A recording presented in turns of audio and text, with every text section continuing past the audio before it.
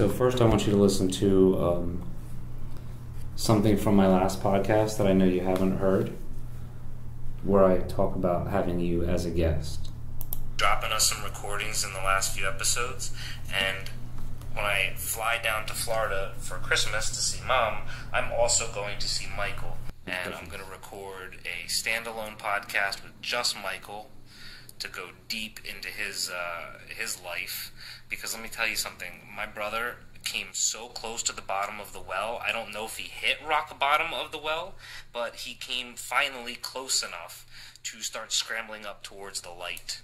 And, with him it was like, the frog in the well, 1 step forward, 2 steps back. With Mike, it was like, please, Mike, just stop taking 2 steps back. Like, just stay still for a second. We'll worry about the 1 step forward when it comes. And, folks, that moment has come. Michael has taken more than 1 step forward, and I can't wait to talk to him face to face. Okay, so I'm talking about Michael. Let's just jump right back into... Okay.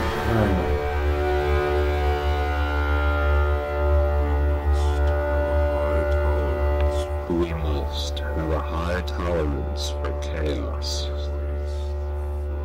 Learn to embrace the flow. Forgive all that we can't forget. Regret nothing we can't let go.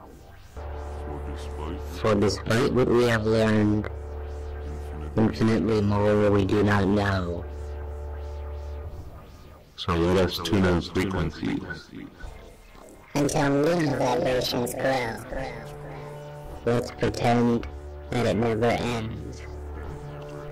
And now, it's time to start the show.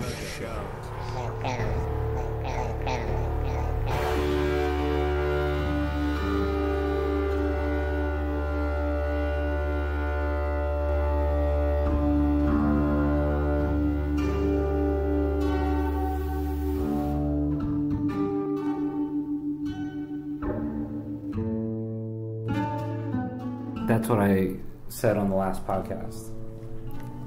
And now we're here.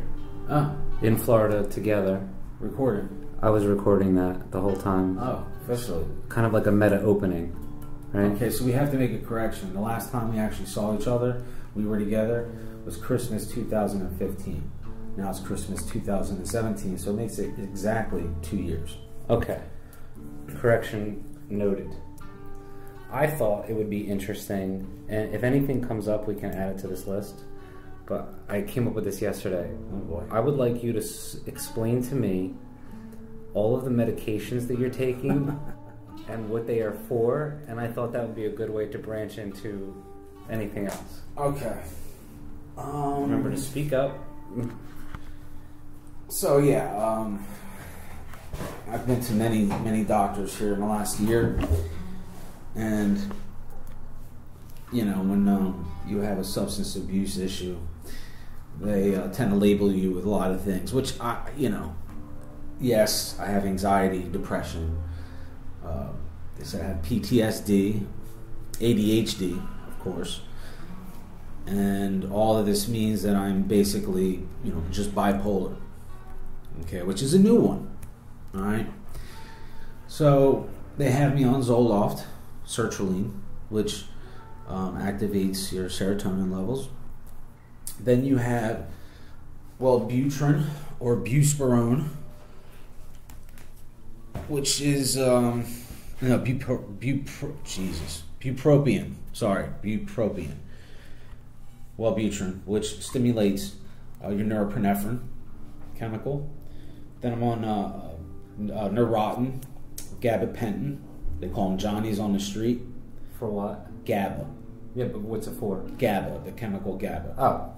Yeah. Not GABA. No, GABA literally. Because Yes. it's some sort of GABA nucleic, some shit acid, I don't know, in the brain. Then you have, for the bipolar, they put me on Depakote, which I think is really just anti-seizure or anti-spastic medication, and its secondary use is to help with the bipolar, because my body, I'm more in mania, but when I crash, I crash. And then there's let's see, the Depakote's called we'll just go with the regular name, Depakote brand name. Then you have Buspar, which is the Buspirone, which is I guess you could say it's a non-narcotic benzo. It has a little tiny benzo molecule in there, but it's not a narcotic, and it's used to treat, it calms you down, takes away anxiety, which of course is a part of being bipolar. So I mean, you take all these medications, right? You take all these diagnoses, and I'm a fucking drug addict. This is what happens when you use drugs for most of your life. However, I was born with this personality, these character traits, like more. It was never enough. Even when I was a kid, it was always, I could be in the middle of having the time of my life, and my mind's like, well, what are we gonna do tomorrow? You know what I mean? Like, you were like kid without the K. Yeah. Id. Yeah. And I'm always looking for the pinnacle of feeling great. Whether it was food when I was younger, or watching movies, or playing, or this or that.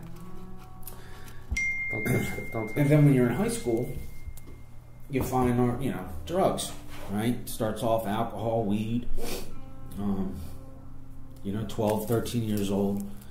And then by 15 years old, powder cocaine.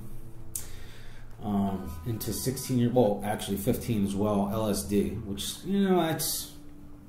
I guess it's a narcotic, but I mean, that opens the mind as far as I'm concerned. I don't want to go into it now, but yeah, it'd be interesting to come back to what that experience was like at age 15. Okay. Keep going from where you're at. So then you're 16, and you graduate to because you can't smoke like regular cocaine, so you have to put crack cocaine in your weed blunts.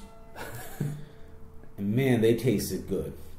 And I remember one night, my cousin Nino, character he is, bought what he thought was a 1/4 ounce of cocaine so he can sell, which turned out to be a 1/4 ounce of crack cocaine.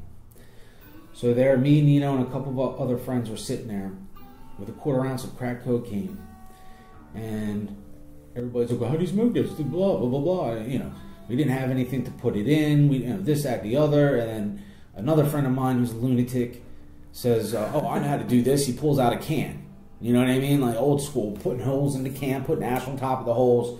And it was amazing. Can I interject and say that the only time in my life that I have tried that was at your place in York? Yeah. And there was the can. Yeah. Yeah. Yeah. Okay. So, all right, that's 16. But cans are for juveniles.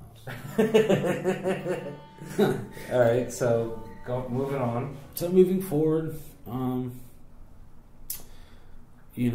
college and my home life was kind of a dichotomy. There would be turn that off, please. Yeah. There's when I went to college, it was partying, drinking, weed. You know what I mean? Like I wasn't like sitting by myself smoking crack in college. It wasn't. We would blow some lines in college. College, a lot of ecstasy, LSD, shrooms. All the college stuff. But because we would have parties and throw parties. But then when I would go home on breaks, it would be crack cocaine.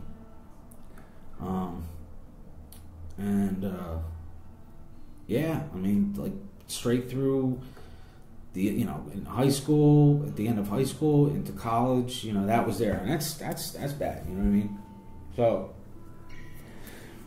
moving forward, in my 20s, I had a traumatic experience, which I'm not going to talk about.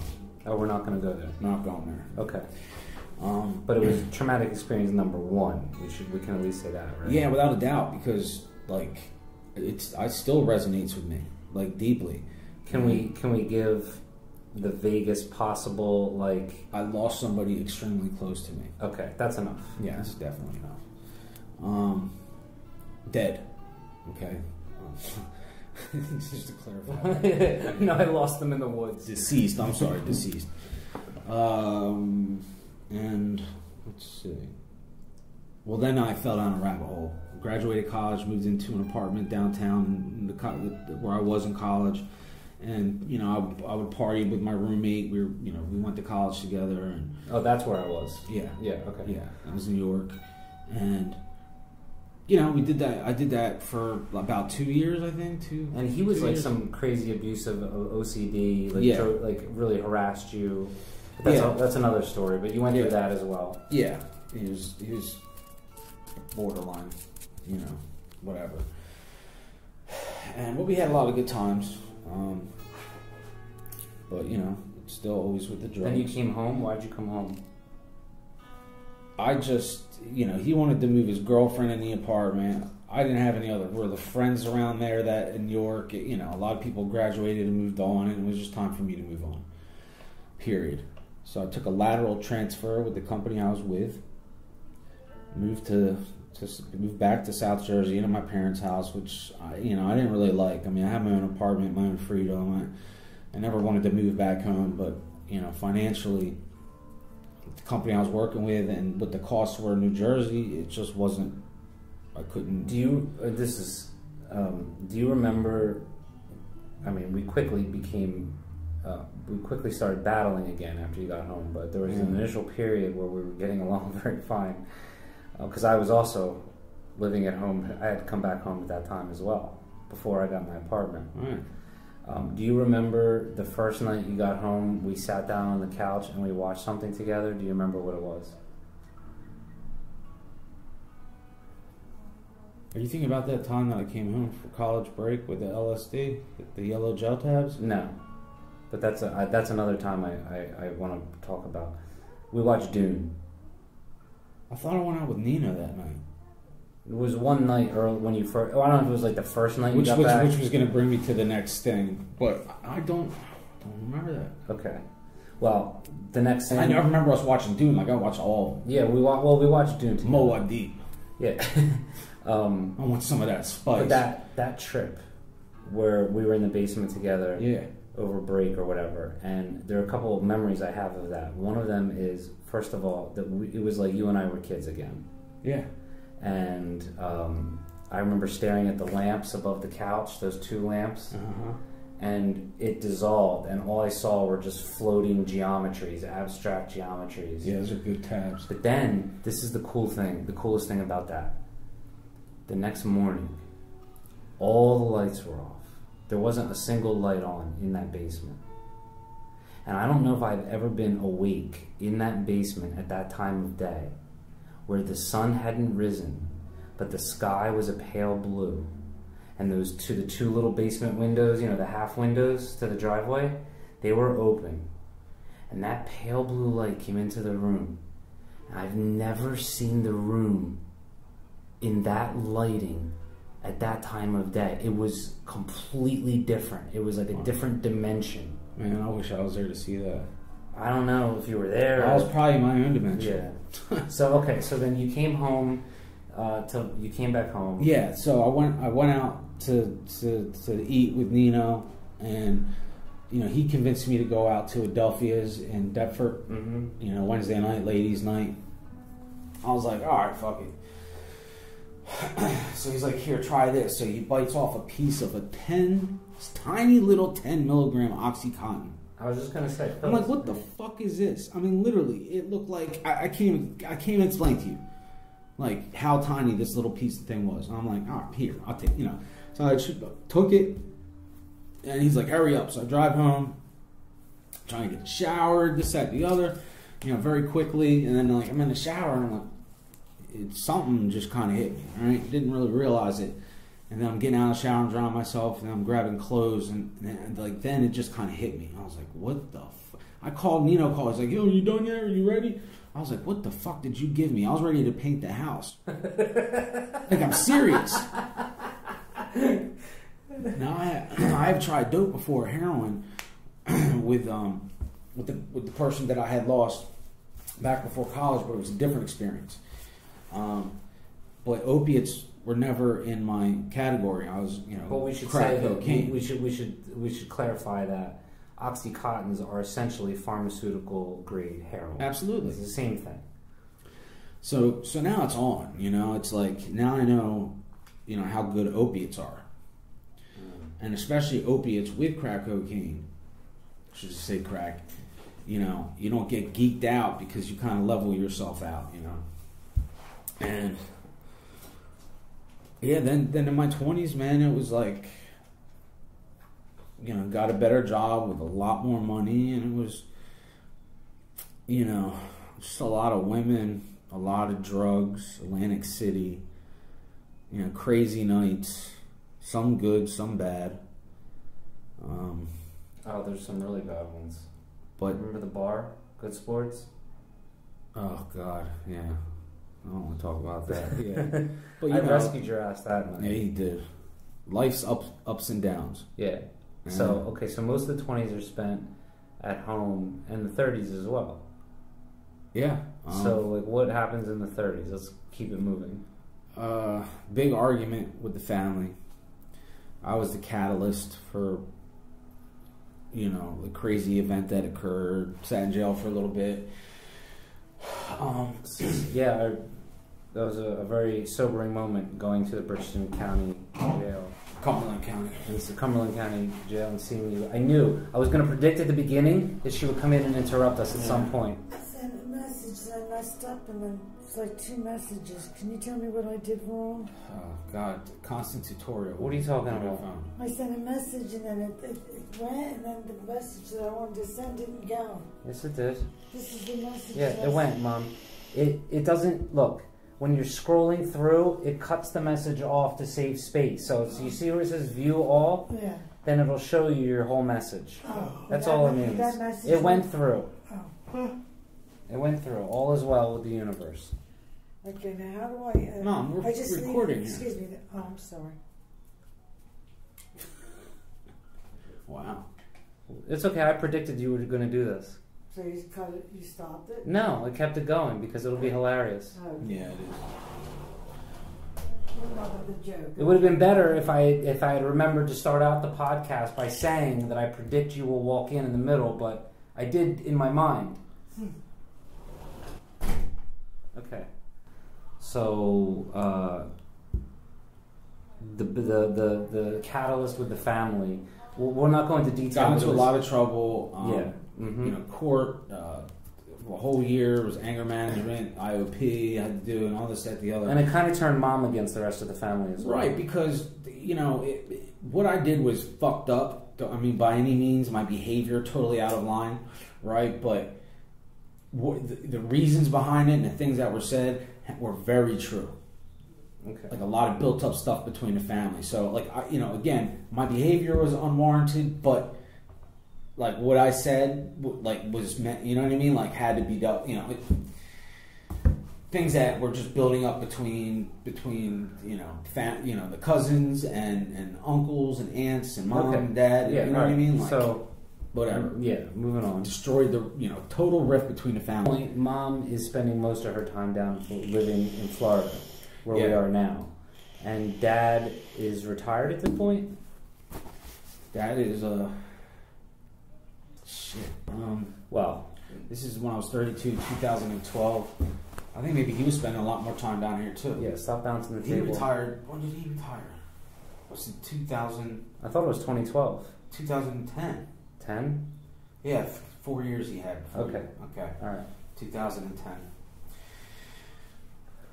Okay, so anyway, he was spending a lot more time. This is what I want to get to, because we you know, these things.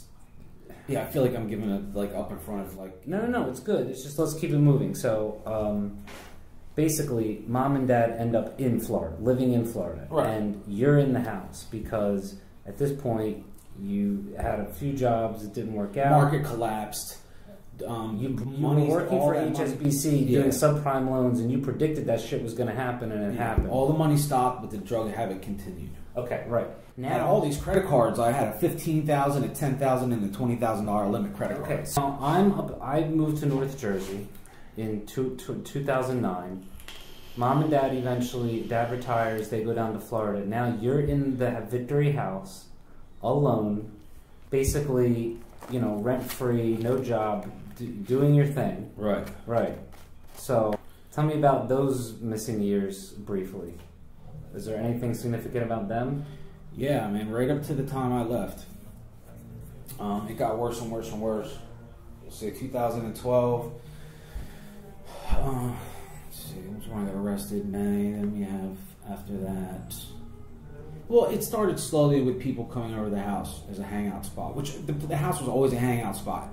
But now because, just right, Valeria. Yeah, I met this girl who was really no good for me. Now, somebody of my intelligence and pedigree knew better, but I got involved with one of those girls. And I did see it coming, but I let it happen anyway because I just wanted to party and have a fuck piece for a summer. And I blew through tons of money, had a great time and everything, but that ended in disaster, total disaster. Okay. And now moving fast forward, through her I met a lot of people. I mean, I graduated from the can, to the crack pipe, the stem, you know what I mean, with the chore boy and everything, which is really the way you want to smoke it. Phenomenal. So here I am, I'm a professional crack smoker now, stem it is. And back to the time when, my parents, this was a little bit before with her. But now I know all these people, right? So I have these phone numbers, people ask for favors, and that's how I'm getting by. People need rides, they throw me stuff, throw me money, you know what I mean? I'll help work a hotel room for somebody for a night, you know what I mean? Selling stuff, and yeah, just crazy shit. Literally the underground, And then I'm like, well, fuck this driving around shit. You know what I mean? Hotel rooms, we were all stressed out. Let me just start bringing it to the house. Mom and Dad's house. I fucking knew it, by the way.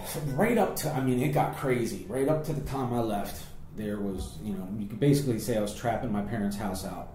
I had hookers living there on a regular, drug dealers in the house, bagging heroin, cooking crack cocaine on the stove. Jesus Christ.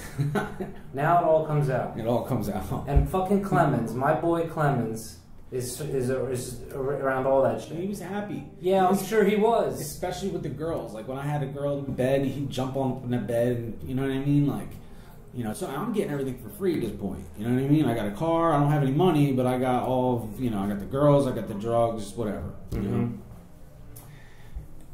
And then, I get through an IOP program, right? Because I just brought fake piss. You know what I mean? I did it right. And this all happened. So the IOP officially gets done, and my last court date to discharge everything was April 1st, 2014. Salute! You're welcome. And it was June, midway into June. Obviously, all the stuff's still going on at the house. Where a good friend of mine that I graduated college with. Well, he was on the 7-year plan. I was on the 4-year plan. We went to college together. From Long Island, Craig contacted me. We hadn't talked in a while, and he's like, "Listen, I just bought a condo. I need a roommate, to help with bills and stuff like that. Did you want to move down to Florida?" Now yes, at the time I had 7 going on 8 years clean, I believe, or 6. We'll just say 7 years clean. Right.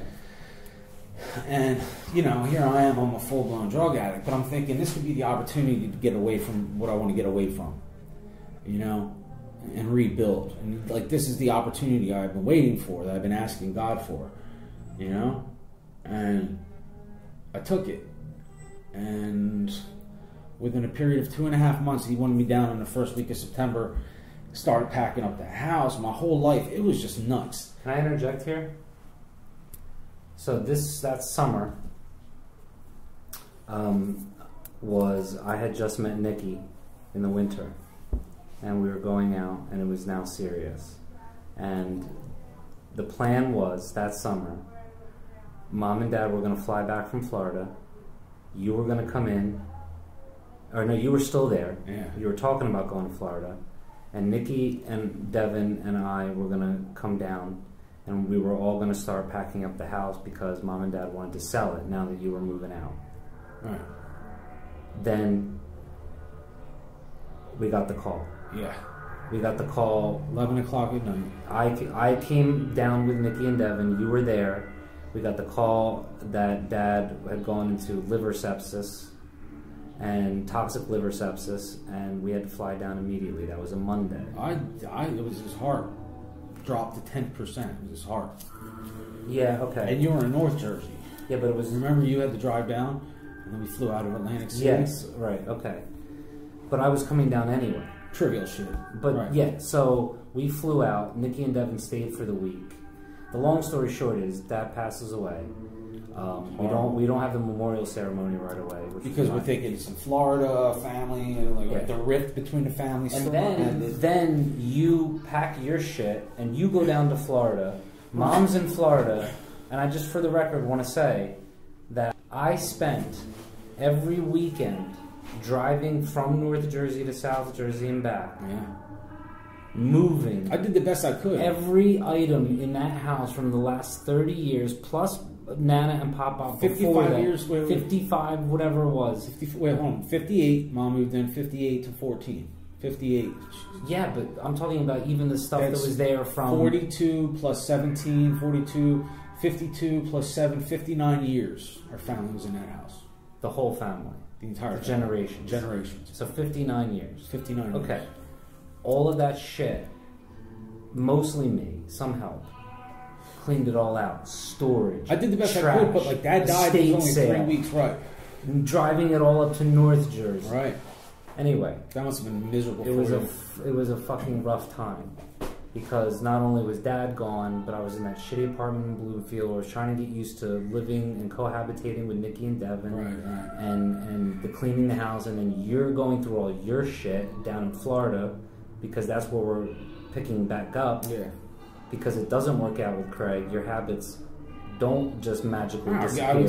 The first job I got was in a call center. There's nothing but drug addicts in there. One was like, hey, you wanted to load it? I mean, the game on. Can I ask a question? You know, like, was the fact that you were huffing because you couldn't afford anything else?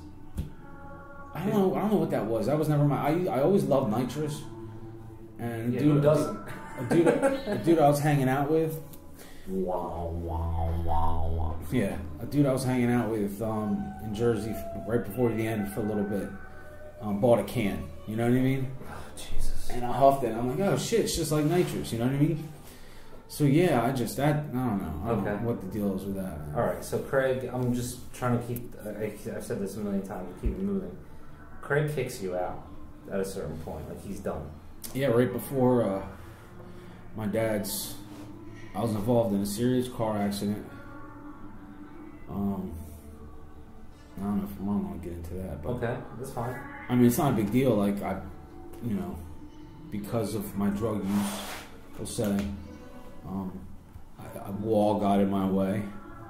And I fractured my hip in 3 places. On the right side, on the left side, I broke 3. It was bad. Broke 5 ribs. It was really fucked up. Honestly, I forgot about that. Yeah, it was really bad. Like no shit, miserable.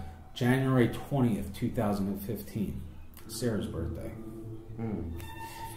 Anyway, I was, I mean, I'm alive, man. I go to the gym and work out. Like, I could be dead, right? Number one, paralyzed at some point where, or a vegetable or something. You know what I mean? Like, I wasn't wearing a seatbelt.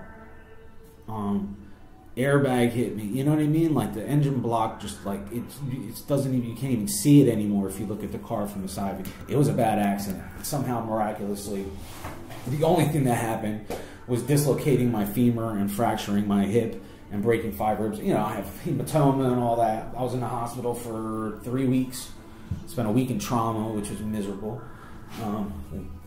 2 weeks in therapy, rehab. And right after that, I got back to using. When I started to get better and walking and stuff, and that was Craig gave me my 3rd and final warning because that was his thing. Like no using. Like even if you want to have a drink, like do it before you come home. You know what I mean?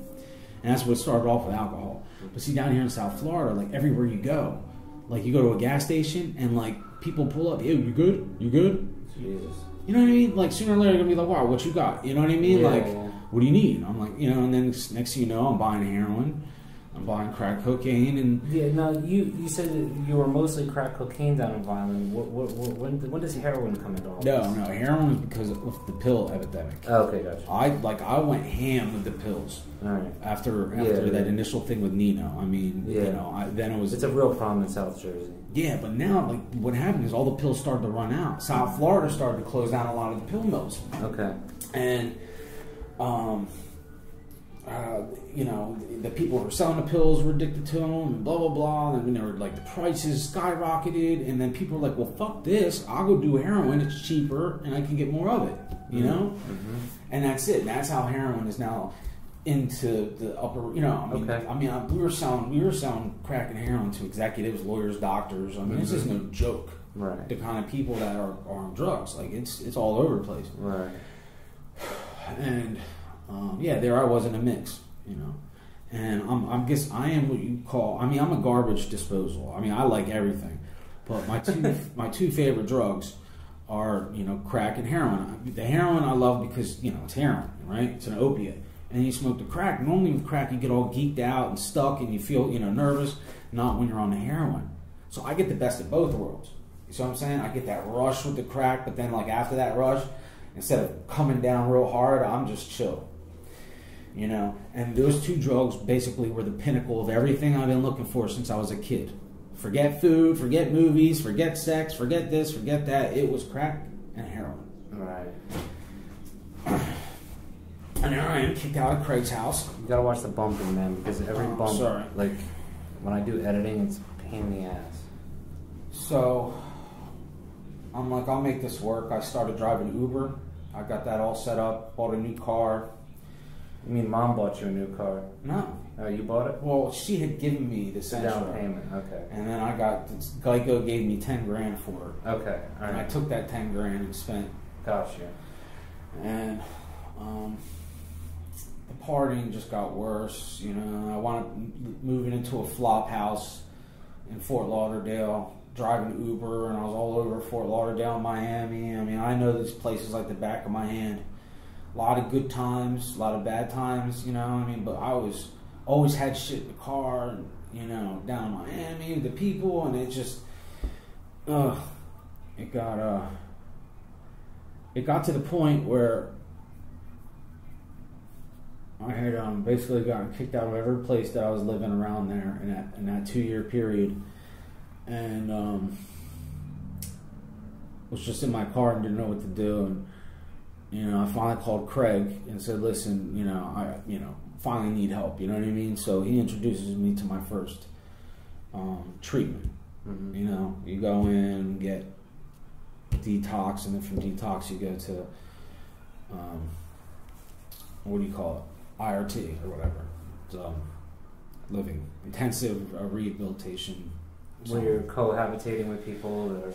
Yeah, all kinds of people. I mean, they have DOC in there, so you get your fucking, you know, your real low life, you know, scumbag criminals along to people just like me. You know what I mean? Cohabitating with people is ridiculous. And yeah, I mean, that was 60 days. Relapsed, like literally within 2 hours of walking out of that place. I'm sorry. 2 hours. Yeah, man. And I tried to make that work for about 3-4 weeks, and that all blew up in my face with a crazy incident which left one person deceased, and another person overdosing. I don't want to say by my hands, but I was the one getting the stuff. So, you know, I don't want to get into that too much further. But well, that's actually trauma number 3. Yeah. Because we skipped trauma number 2. I woke up, all right, long story short, I woke up to somebody I was in treatment with. We were in the same halfway together. Both got kicked out the same night. And I said, well, I'm going to get a, he's like, what are you going to do? I was like, I'm going to get a hotel room. I don't, you know, try to figure this shit out. He's like, all right, I'll chip in. But so we get a hotel room, and he's an alcoholic. He loves alcohol. So he got his alcohol, but he wanted Xanax. I'm like, okay, here, have your alcohol. And my boy, he's got the crack, heroin, and Xanax. So I get my crack and my heroin. He gets his Xanax, and of course, he has his alcohol. He did his I guess he ate all 5 of those bars because he was a mess. And I like to take my time with the heroin. I gave him a blast of the crack, wake him up a little bit. He liked that. He was asking me for the heroin, and I'm like, nope.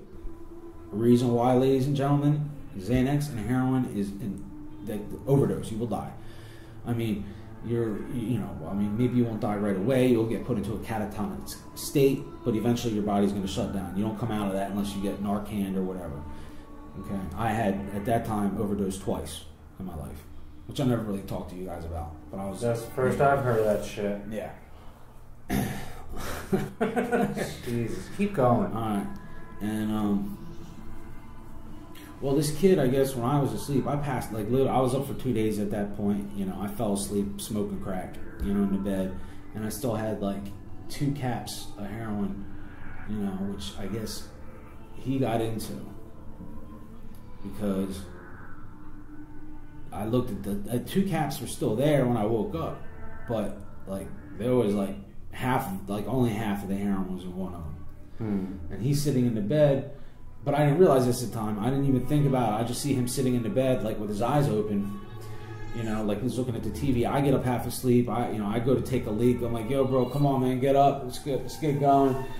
Got to get out of here soon. And, I'm in the bathroom. I take a leak. I walk out of the bathroom.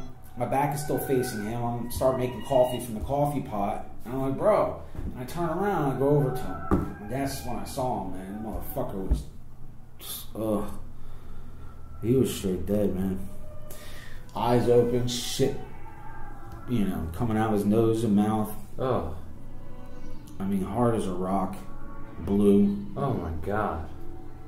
And that really fucked me up. I had to call the cops. CSI came in. I don't get arrested because it's a situation.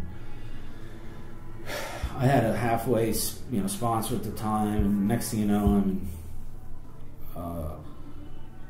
a detox, but I was in there for 10 days. It was like a treatment/detox hospital. Part with drug addicts detoxing, but also in the same ward with mentally ill patients, seriously mentally, like schizophrenics that just turn and talk to other people when you're talking to them, that kind of shit. And then after that 10 days, supposed to go to another place I got into, and then after a week they let you go to go work because you got to pay. And I relapsed that first day. They let me out. I was running with this girl at the time, and she was gorgeous. Oh God, 21 years old. I'm gonna get me started. Okay, where I'm getting battery low, and that's not good. So because I don't want this to cut off, it's a good thing I decided to check. So. Maybe we should just pause it there and put some new batteries in. Okay. Let's just remember where we left off. I went and relapsed again right out of this. Okay. After trauma number 3. I'm just gonna record this just in case. Yeah, just another place that I was into. They let me go after a week of not being able to leave the place, and bam, game on to the races again. But that was. This person, this friend of yours that OD'd, that was trauma number. He's from where I went to college in New York. Really? Can you believe that? He was my big brother when I first walked into this. So he was trauma number 3 though. And trauma number 1. Yes. Trauma number 2. I just feel like I want to get this out here. Now, Dad. But I'm talking about. I'm talking about losing people through overdoses. John Lloyd. Yeah. And I feel responsible for that too, and he was our best friend. Yeah, I went and got that heroin. I went to Camden with them girls and got it, and that was crazy. Real quick, I put it in his mailbox. He grabbed it, and I went to go call him, and he didn't pick up his phone. And I wanted to say, "Yo, bro, take it easy with that stuff. That's really good shit." And I couldn't get a hold of him. He was already probably sniffing it upstairs watching Game of Thrones with what's her name? Yeah, well, you don't say. I don't want to get into all the other details. I just want to get it all out. So that was trauma number 2. Right. I sold him the heroin. We're talking 3 people that you were close to that OD'd, and in some way you feel responsible. I mean, in some way you are, but in some way everybody's responsible for their own actions. I'm not really responsible for that one. Oh no, that's right. The first one you're not. No, well, John, I feel responsible for that. Like right. I tried to tell him this is really good shit, and he went and blew 3 bags and put himself in a coma. That he didn't come out of. Yeah. All right. Well, we'll stop there for now. We got to refresh the batteries on this. All right. Good job so far. Thank you.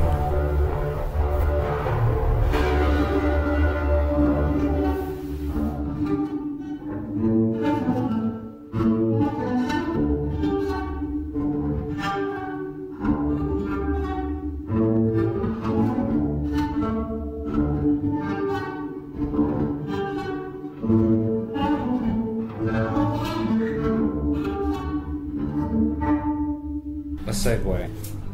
My segue is music, a remix of the theme song, sped up 400 times speed. And so for a listener, 30 seconds have passed. For us, it's been 2 days. Correct. Our last conversation was on Christmas Day, and there's fucking cars here. Get out. Yeah, I know. It's alright. Our last conversation was on Christmas Day. It's 2 days later, and I'm leaving tomorrow morning. You're leaving tomorrow. My flight's at 2. Okay. And where did we leave off? John Lloyd, we were backtracking. That was before I moved down to Florida. Mm-hmm. And and folks, we're gonna speed up all the negative shit, by the way. After that run with that girl. Back into another detox, which is kind of county ran, then into an IRT. Like if you get in trouble by the law, this is where they send you. Intensive residential treatment, and I was really like saying this was going to be my the last time. And there was actually the hurricane Anthony, not Matthew, it was Anthony. Okay. And they what did they do? Oh, they evacuated us. And, like my counselors and everything wanted me to stay, but I got mom to say it's okay to leave. Oh, yeah. So I left, and I immediately got to my car, like all the way down, I was, all the way out west near the Glades. I got all the way downtown to where the main, the main building is in downtown Fort Lauderdale, got my car and just went on a run for a couple of days. Not even thinking about the consequences. The hurricane came, and it was really a bullshit hurricane. And then we got the call from the counselors. All right, you guys got to come back. And I'm got loaded with drugs in my system. Miraculously, I had clean piss. I remember the guy went in there and strip searched me. I'm like, I really got to take off my boxers, and I got the shit under my nuts. You actually had it under there? The piss.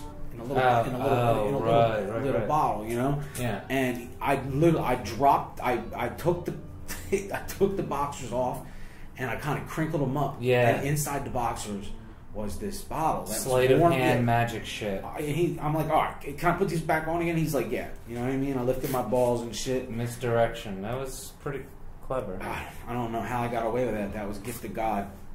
And then he's like, all right, go in the bathroom and piss. He didn't even fucking watch me do it. You know what I mean? All right. Done. Clean. I'm in. So I finished that, that IRT, and I really thought it was it. And then literally, after the IRT, I was supposed to go and sign up for the NRD, which was, like the beginning of an IOP, and it goes on for 3 months. Literally on the way to that appointment, I relapsed again. Jesus, Michael. And this is how it is, man. It's crazy. Yeah. And, that relapse got worse. I was at I was running for a little bit, then went to the halfway I was supposed to go to. Wound up getting caught and kicked out of that halfway. And, just living out of my car for a little bit. And then, then I was able to get into another halfway, which I eventually got kicked out of. And then it was being in my car. And, God, this is embarrassing. It was Thanksgiving. No, I'm not going to talk about that. let's just say I was in really bad shape, you know, and all I was doing was running for drug dealers and hookers and shit, you know. And did you give up the car at some point? I got to my bottom. This was like not only my physical bottom, was my emotional bottom. Okay. And I titled my car to a drug dealer, but I was supposed to be on the title. It was supposed to be a temporary thing, right? For $2,000. You know what I mean? Right. Like, I mean, I told him I wanted $500 cash, and I wanted $750 in crack and $750 in heroin. How would you like that, sir? So we went and got the hotel room, blah, blah, blah. He gives me the heroin. And then we go back to the spot to get the crack. And then I'm just standing there waiting for him to come out. You know what I mean? And then, bam, all of a sudden, they call them the jump out boys here, but back home it's narcs. Mm-hmm. They just pulled up in an SUV, all masks and shit, guns drawn on me and stuff, and flashlights. Sir, put your hands in the air. And I'm like, that's it. It was over with. Right. There I am. I got the heroin in my pocket. I got arrested January 31st, 2017. Got locked up. The cop let me call Mom, mm-hmm. which was a miracle. Because I would have been in there for a long time. Mm-hmm. Like, it took 5 months just to get a court date. Right. And they bailed me out. And I got out sometime, you know, like 2, 3 o'clock in the morning or some shit. Yeah, I guess I should interject here and say that I was on the side against bailing you out. That would have been miserable. I would have been in jail for 5 months. Man. I figured at that point, what else was going to... Here was my reasoning. My reasoning was, at least we know where you are. Oh, because for months, and it was like every other week, you know, you were calling and desperate because you were, you know, you didn't have the car and you were essentially homeless. And, you know, we didn't know. Like, days would go by without hearing from you. Well, we didn't know if you were alive or dead. You can Baker Act yourself. Baker Act is like, if you say you want to kill yourself, a hospital takes you in. Yeah. So I did that, you know, like 3 times. I did that a couple times, you know, earlier. Was there a time when you were serious about doing it? Not necessarily. Okay. So anyway, so my point was just, I figured that if you stayed there, that at least we knew where you were, and it wasn't this constant unknown of, is he alive or dead? Yeah, I know. Because, I mean, it really got to that point where we didn't know that about you. So anyway. Eventually, you can only Baker Act yourself so many times, and the 3rd time, like, I was literally only in there for like 2 hours. The cops were real mean to me, then security came and they kicked me out. They threw me in an ambulance, and the ambulance dropped me off at like the worst halfway I've ever been to in my entire life. Literally the 9th circle of hell. But there I was with nothing. And they take people in off the street with nothing. Okay. And they give them an opportunity. Housing, food, you know what I mean? Mm-hmm. And day 1, I started to grind. I went out because I had lost my wallet, so I had nothing. I had to take care of title shit with the car too, so, you know, like getting the plate taken care of. Either way, I had a lot of stuff, and I was ready. I was like, at this point, it's time to make my moves. And I got my new driver's license. I got the titles and license plate stuff taken care of with the car. I got what else did I have to do? Got a job, just started taking care of, you know, all of the initial things. I'm trying to remember what else I did. Like, and you're detoxing through all of this? Like, you're actually, for the first time, well, okay, let's go ahead. Yeah, like at this point, I'm not in a what do you call it, a detox or in a rehab. Obviously, I'm doing this on my own. Right. So I'm fighting living in this place, bed bugs and all kinds of shit, sleeping on these couches and stuff. Like, you know, that's how it is. They bring these people in off the street or whatever. But I know I'm not staying at this place. But that whole first week, everything I did was to set the what do you call it, the stage, the precedent, foundation. Thank you. Good series. Yes, a strong foundation for the next steps. Okay, baby steps. Like I said, got all the paperwork taken care of, got the job, got myself moving with the legal stuff, and then I got to the next Sunday there. I was going to meetings and going in there all whacked out and stuff. You know what I mean? Like, I had just gotten my medications from the. I tried to go back into the bark IRT, and they wound up kicking me out in detox because of behavioral issues. And they knew me from before with behavioral issues. So and I was like, I overdosed during the intake. And luckily, they called me a cab to go back to let me in. But then I don't know, like they had me on one little string, so they kicked me out. But the doctor wrote all my scripts for me. So I have my medication. Okay, I have I have the job. I'm got the bus pass. I'm really like bottom of the barrel and shit. It really sucked, but it felt good to be doing something proactive. Like I had no other choice at this point. It's either do this or be a bum. Come on now. You think I want that to be my legacy? Do you think I want suicide to be my legacy? Me? The immortal? Hell no. So, I got to that next Sunday, and I didn't like where I was living. Like, it was bad. It was awful. Like, I won't get into the details. It was just a really, really bad place all around. And I called up Mom, and I'm like, listen, I have to get out of here. I'm either going to kill somebody in this place, I'm going to kill myself, or I'm going to relapse. And we wound up calling the place 12-Step Fellowship that I was supposed to go to when I initially got out of bark, the treatment, before I relapsed. And, talked to the guy that I had originally talked to, this, at the other, and they let me in. And this place pretty much saved my life because it was awesome. I'm living right by a lake. It sucks you got 4 people in a little apartment thing, but I live with good people who, we have, everybody in there is pretty much the same. It's clean, you know what I mean? And, when you start off and you're start off going to meetings and yes, taking the bus to this job, and then I got a better job and, more money. So now I can Uber everywhere. And what job do you have now? Selling health insurance. Which is very lucrative. Where does therapy and psychiatry fit into all this? Oh yeah, I've been doing. I have the psychiatrist I see every 3 months. I have a counselor that I talk to. I have, because of open enrollment and working the 80-hour work weeks, I haven't booked an appointment with her, but I do have a therapist, a psychologist that I see as well to talk to. I've been going to the gym. I go to meetings. I do meditations. I write in a journal. Literally, I do every possible thing that you can to have a good program. It's not just AA or NA for me, right? Okay? It's everything else. Eating right. You know what I mean? Doing the right thing, giving back. Working hard at work. Like, again, being healthy. Going to meetings. You said something earlier to Mom, and I cut you off and I said save it for the fucking podcast, where you said something about character. Yeah. What were you saying to her? Because it was...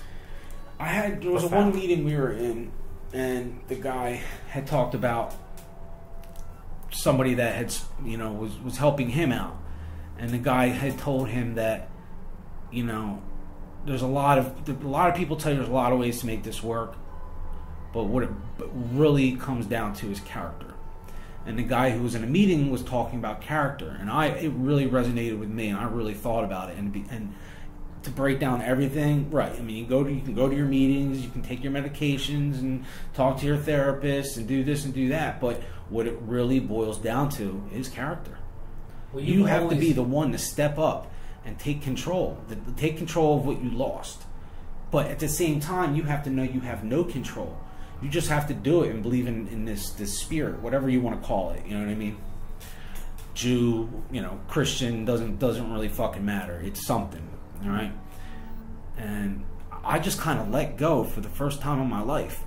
I've always been a control freak, right? But I know I have control over nothing. And it was really hard for me to just let go, right? I thought I knew everything. I don't know anything. I mean, when I first started 11 months ago, I mean, I had the emotional maturity of a 12-year-old, because that's when I started using drugs. Okay, now I'm in my 20s. Okay, it's been a good year. I've worked very hard to get where I am. And, the obsession is there, I mean, I still have my drug dreams and everything like that, but man, I don't get high. I don't do it. I mean, I can't, the consequences are too much. Besides the fact that, I've got legal issues until June 28th. Well, what's this patch you got on you? How's that work? Oh, it registers your sweat. So if I would have had, last 8 days during this mini vacation, if I used, they're going to check the patch when I go in on Thursday, to see if there's any, It checks for everything? Yeah. Huh. And, yeah, that's how they, that's why I'm able to be here for this Christmas. I'm on the judges' all-star list because I haven't pissed dirty. I haven't missed a piss. I haven't missed a meeting. You know what I mean? Like, I do everything right. Right. As opposed to a lot of people. Well, that's the obsessive, perfectionist nature of your personality. When it's applied the right way, it can do wonders. Exactly. And when it comes down, what you said about character, one could almost say that your character is so larger than life that it was unwieldy and hard for you to get a grasp on. Yeah. And the other thing... And control. It's like when you get this horse, a thoroughbred, and he's not tamed yet. Yeah. I actually had a manager call me a thoroughbred. He's like, but you're not tamed yet. It means in reference to sales, you have to have some sort of control over what's going on. And right. But it's having control, but knowing you don't have control at the same time. Exactly. Well, it's being in the moment and being receptive to what's happening in the moment. Balance. Allowing things to happen and reacting to them in the right way rather than reacting to them immediately in the wrong way, like stopping and really observing and paying attention to what's going on and looking beneath the surface. If somebody is being angry and aggressive to you, instead of taking that personally, for example, realize that whatever they're expressing comes from a deep inner sense of pain or insecurity. There's something about them that is so flawed and hurt, and once you realize that, you can't help but forgive them, Yeah. But it's just taking the moment to pause and breathe and remember that and recognize that this person is not. It's not personal against me. It's crazy that I'm able to do that now because I've always been so reactive in a negative way, with negative attitude. Yeah, I mean, we're not going to go into this podcast like the countless traumatic experiences you put upon this family, other than like your basic story. But I mean, but my story is no different than any drug addict story out there. Well, that's also true. But my shit finally came to fruition, and at 37 years of age. I mean, that's. It would have been nice if it had happened in my 20s because I lost about 8 years of my life right now. But I'm going to get it back. I have this job that I have is putting a lot of money into my bank account. It's not money that I'm not going to buy jewelry and sneakers and this, that, the other. I keep that frugal. This money has paid off my fines. This money's paying off my debts. This money's going to help me get a new place here in a couple of months and a new car. But it's coming slowly. Open enrollment wasn't as good as we thought it was going to be, but I'm doing very well. And if I wanted to, I could run out, and run for a month on this money. You know what I mean? Don't. But it doesn't. Yeah, it's not even an option. The other thing about character too was, it's just funny you say that because it's what I tell my students. Like, look, you can be not good at reading or not good at math, or maybe you have a job that is not the greatest job in the world, or maybe difficult things happen to you in life. Really, grades and stuff, that doesn't matter. And that's shocking for them to hear. But what matters is who you are as a person, who you are as a character. Even the lowliest janitor that cleans bathrooms can do it with a sense of duty and responsibility and service to others. Every person can develop their own character no matter what their external circumstances are. Bodhisattvas are everywhere. I never thought about character until I heard that a few weeks ago, maybe a couple months ago. Well, it's ironic in a way because one of the things you reacted sometimes violently if you felt that your reputation was going to be smited in any way. Smited, that's not the right word. smeared. Bruce Almighty. If your reputation was going to be smeared in any way by people talking about you or saying things, but what you never seemed to realize was that you were creating the things that people would talk about. Like, you were creating your own reputation. Like, how can people not talk about those things? But now, it's your story is this. It's a success story. Yeah. That's why you're here telling it now. That's why this is what it's about. Is that other people can hear this. And, I mean, Jesus Christ, Michael, like, after everything you've been through, if you can pull yourself out of it, then somebody else can. I mean, at one point before I Baker acted myself, I was sleeping next to a building. Outside of a bus stop. It's fucked up. Right, yeah. And I woke up, and the sandals that were on my feet were missing. All I have are socks. Oh my god. You know what I mean? End of the road, man. That's hilarious. It is, in retrospect. Okay, so a couple other things I want to get to. Any other particular lessons that you've learned or things that you've discovered about yourself or things that you're working on or anything of that nature? There's been so much. You know, I work the steps, right? I'm going to do step 12 when I go back within the next week. And, you know, these steps are, you know, AA, NA, it's great. Okay, it's good to, you know, for me in the beginning, the 90 and this, that, the other. It was a good facet of my foundation. Mm-hmm. You know, but again, that's not the only thing. But you know, these steps are just a way to live. Basically, those steps are what people should be doing to live a good life. Right. It doesn't matter if you're a drug addict or just a normal person. Those steps are just instructions for fucking idiots, probably. You know what I mean? And you know, you don't just do these steps and you're done. You do it every day. All right. If you do something wrong, you have to take responsibility for that. I fucked up. You know what I mean? Instead of making excuses. You know, I still have to work on making my amends. You know, and that's going to take a while, and that's tough. I mean, calling, you know, that's rough. But you know, you're always taking inventory. You're always, you know, you open up to people, talk about the problems. You know, it's an everyday thing. You do the steps every day. You just got to live a good life. You come home, you got to thank the great power that, you know, things have worked out. And I've had some really miserable days. I've had some close days where I was about to say fuck it. But you sit down and you start thinking, and it's like, I used to be the log, you know what I mean, floating down this river, bouncing off of everything, and you know, getting stuck in this, that, the other. Now I'm the water, where I just flow through and around everything. You know what I mean? Like, and that's how I have to keep my mind. You know, and I've never been able to do that. But man, I'm gonna say it because I'm really hard on myself. Like, I can really handle situations a lot better now. Like, I don't freak out initially. I haven't heard you scream or raise your voice or get violent to Mom once this entire time. I've lost my patience more with her and quicker than you have in the last 5 days. I'm telling you, the drugs fucked me up, man. They're no good. All those years. I want to go back real quick. You talked about being the water. Are you familiar with the concept of the key log? Negative. So, when loggers would, you know, they would transport the logs sometimes by floating them down the river. Okay.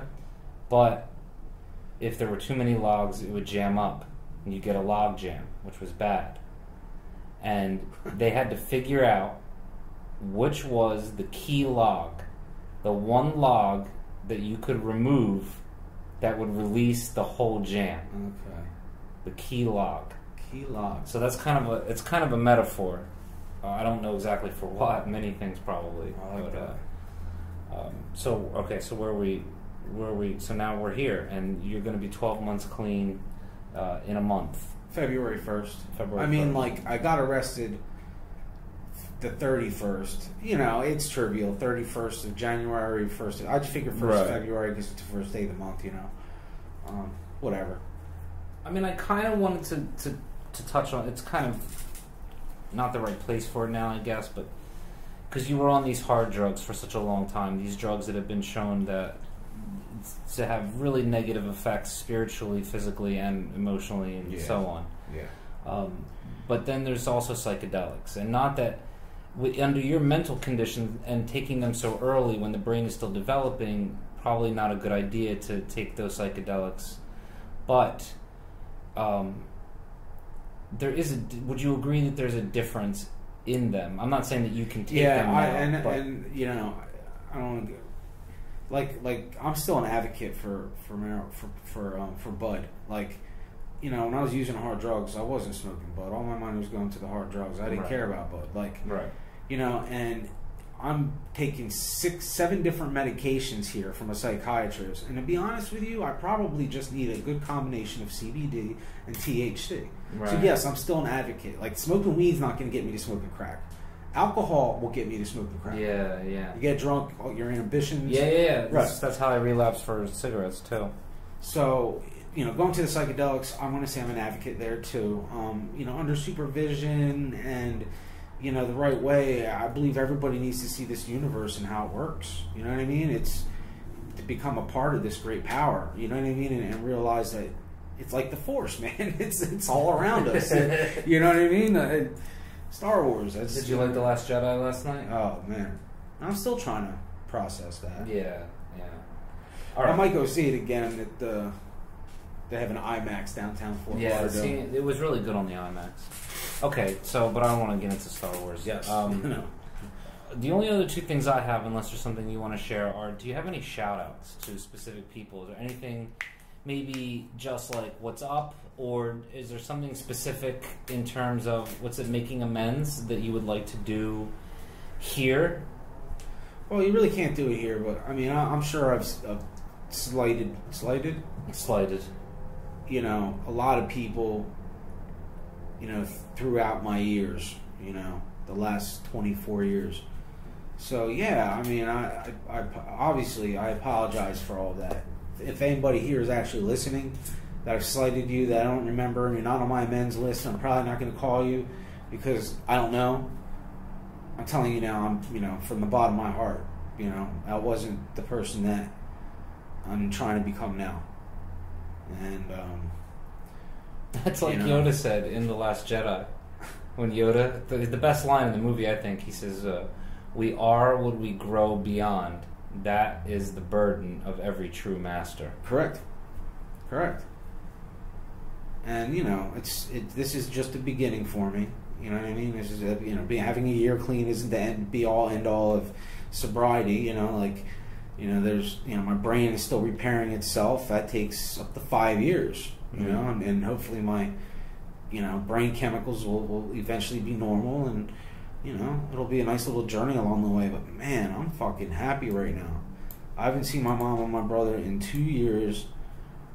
It's been a, you know, a miserable downward spiral for that 2 years, and now I'm here. You know what I mean? Like, and I have an open case, and the judge gave me an order to come here 8 days away from, and I needed it away from that life for a little bit, and just remember what it's like to be normal. Yeah. To get to see my brother and my mom. Are you kidding me? Word. I mean, I couldn't have had a better Christmas. Well, I was excited to see you for the first time in 2 years. No. I was excited to see you for the first time in years. Excited. Yeah. Not, you know, hesitant and defensive. So, I don't know, man. I'm just extremely proud of you. I'm glad that you're my brother, and I know that I also, throughout the years, have done a lot of things to hurt you. In a lot of ways, both directly and indirectly. Things that I've said, things that I've done, love that I've not given when I should have, and so on. So I apologize for that. You made it very difficult. Well, yeah, of course. But, you know what I mean? But again, we're here now, and I think that this is what Dad. This is the thing that would put Dad at peace, to know that we're here now together, and that we're taking care of Mom, and more or less have our shit together. Yeah. More or less. Yeah, without a doubt. I mean, 150 motherfucking %. So I thought, you know what? Fuck it. I've been wanting to do this on the podcast, and you're going to be the first guinea pig. I want to do just a few minutes on, do you have any questions for me? Yeah, like anything that comes to mind. If not, it's okay. Well, we were talking about psychedelics for a second there. Yeah, what about them? I don't know. Definitely a double-edged sword. Yeah. You know, I think I've seen all there is to see, but maybe it's good to have a reminder every once in a while. But that for you, I would say maybe like 10 years down the road or something. You know what it is? It kind of leaves me a little bit depressed because you see this universe and you feel it. You know there's shit out there, and you're part of something much bigger. Mm-hmm. But then like when the shrooms or whatever, it's still whatever you're taking wears off. It's like, here I am again, back in my regular life, and really I want to be this spirit that's floating around in different galaxies. Well, you are, but we say that even if you have multiple lifetimes, you're here now, and that's the life you have to pay attention to. Right. And it's nice to get that glimpse and that reminder of how wonderful things are, actually outstanding, right. Fantastic. Yeah. And if you find yourself starting to lose that for real, and then it's time. But yeah, I'm very careful about my choices to do those things, and it's a whole other can of worms to get into. But I'm definitely supportive, and for therapeutic use and even recreational use. We're at a time in history where people need to be that woke. And again, not that psychedelics are the only way to get there, but damn, I always fall back on that famous quote. I can't remember if it's Terence McKenna, but going to the grave without having had a psychedelic experience is like going to the grave without having had sex. Yeah, that's great. These basic experience that you should, if you're here in this life, in this human life, you should experience it. And what gets me too is people say, I'm afraid of losing control. Dude, alcohol, crack, heroin, they make you lose control. Right. Yeah, but I guess there is a certain sense of losing control of the psychedelics as well. And if somebody's not in the right mental state to handle that, especially at a young age when your brain is still developing. Yeah, without a doubt. Anyway, sorry. Any other questions that you have for me? Now's the time. I just can't think of any questions. That's man. fine. I'll cut this part out. If you think of something in the next couple hours, let me know. We'll just pop it on real quick. We can get into quantum mechanics and shit, but it's been a long day. Yeah, it's been a long universe. I can't wait to transcend, personally. That's probably what we're in the process of doing right now.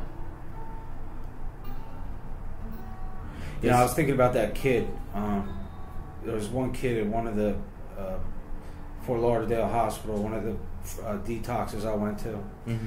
And I'm sitting in a waiting room with this kid, and he's across the way, and he's just real happy and cheerful, and he starts talking to me. So I'm having a conversation with him, and he's like, yeah, I see auras around people, and I'm like, and around everybody, and he's like, you have a really, large and great aura, it's surrounding you right now, and I see it. And then, I'm thinking, is this kid, what is this kid on? You know what I mean? Yeah. Can I get some? Now, I was in there for detox, but he was going to the crazy ward. Mm-hmm. And that had me thinking, is he really crazy? This is a subject that Doug and I covered on episode 2. Well, he had told me that he was given LSD at the age of 5. So what do you think that did to his brain? And now he sees auras around people, but I believe that because my aura, I want to feel, or I do feel that I'm have this great energy around me, happy and excited energy. And, sure. Well, you don't have to see it to feel it. Right. Well, apparently he was seeing it. God bless him. I'm just scrolling down right now because we have silver. I just saw it in the search. Lesson learned, you don't want to give a kid LSD at the age of 5, that poor kid, you know what I mean? But dark and muddy gray. But he said yours was a bright gray, right? Bright metallic silver? He said it was gray. I didn't ask him the color. I thought he said gray. No. Well, I'm picturing like light and gold. That's what my brain thinks. Well, okay, well if that's what your brain thinks, then maybe that's what it is.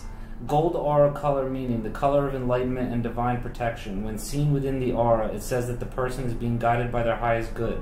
It is divine guidance, protection, wisdom, inner knowledge, spiritual mind, intuitive thinker. Well, that kind of hits the nail on the head. Okay, so there you go. What does your name mean? Michael Vincent Salvatore D'Ambrose. Michael. Who is like God? With a question mark.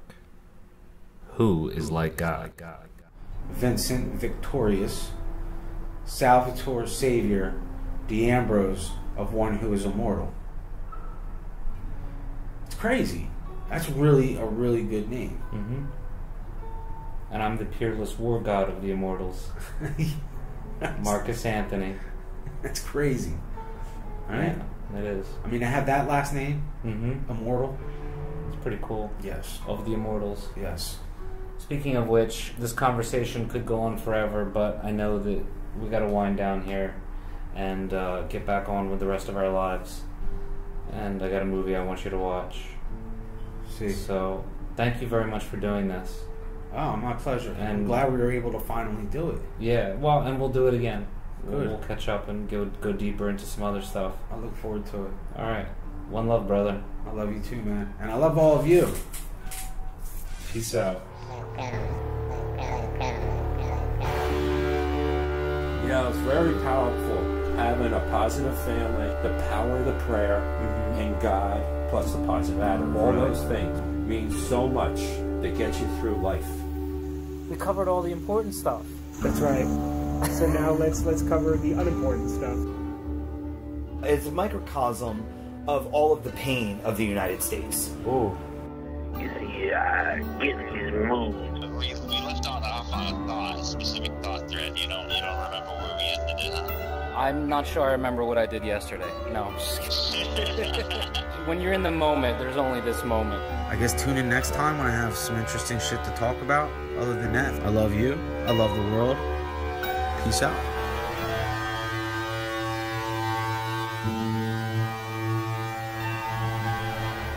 Sir, I avoid responsibility. That way nobody feels compelled to put me in a position of power.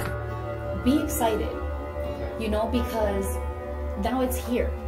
Shiny gift of a lesson that you have in front of you. And now you have to work through it. You really have to, if you want to and you're tired of it, you have to work through it. Why not? And give yourself, I would call it a dose of real reality. I mean, where nothing makes sense but everything works. Let's be real. None of this is real. I feel like I'm telling a story. What's your advice for people in life? My advice is to stay strong, be helpful, be smart, be brave, be powerful, be kind, and be loving to everyone, even your pets. People are like, oh, wouldn't you get lonely when all your loved one dies? Like, no, you get new loved ones. We really don't know what's in store for us. We really don't know. Well, would you want to know? Well, no.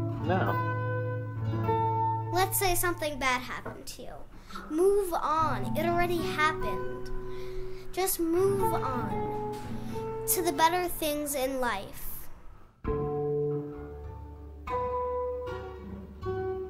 I hope it's really not just us. Right? And everyone else is like, self-created eternal hell. No. Every waking moment is a joyous experience of growth and opportunity. I find myself totally spiritual centered and at peace with the balance between me and the rest of the universe.